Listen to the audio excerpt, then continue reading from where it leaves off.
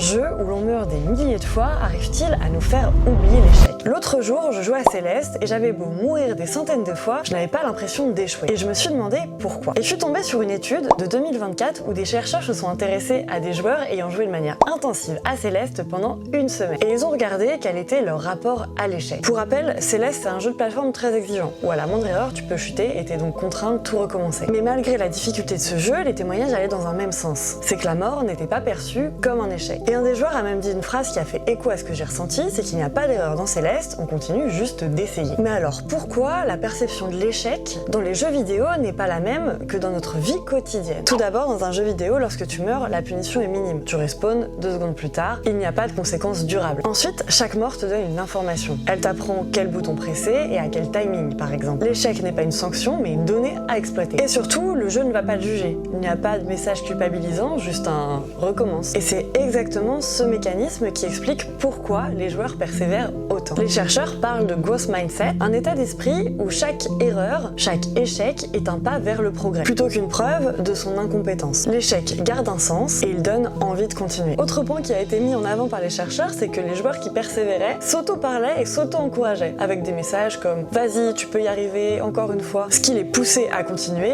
et non à abandonner. Alors comment transposer ces méthodes pour nous faire accepter l'échec au quotidien? Tout d'abord, un point fondamental qu'on devrait tous appliquer, quel que soit le domaine. Enlever le jugement par rapport à l'erreur et se demander qu'est-ce que cela m'apporte plutôt que qu'est-ce que cela montre sur mon incompétence. Ensuite, apparemment, se parler à soi-même et s'auto-encourager au lieu de se dévaloriser. Et enfin, savoir faire des pauses comme dans un jeu vidéo avant de recommencer. Notre rapport à l'échec, il est donc pas figé et dépend de la manière dont on le perçoit, comme une sanction ou comme une information. Il faut alors traiter chaque échec comme une étape et non comme une fatalité. Céleste m'a appris à persévérer et changer mon rapport à l'échec, mais il y a d'autres jeux comme les Dark Souls qui ont peut-être même fait un peu plus, mais ça je t'en parlerai dans une autre vidéo. Mais en attendant, n'hésite pas à me dire en commentaire quel jeu toi t'as appris à apprécier l'échec.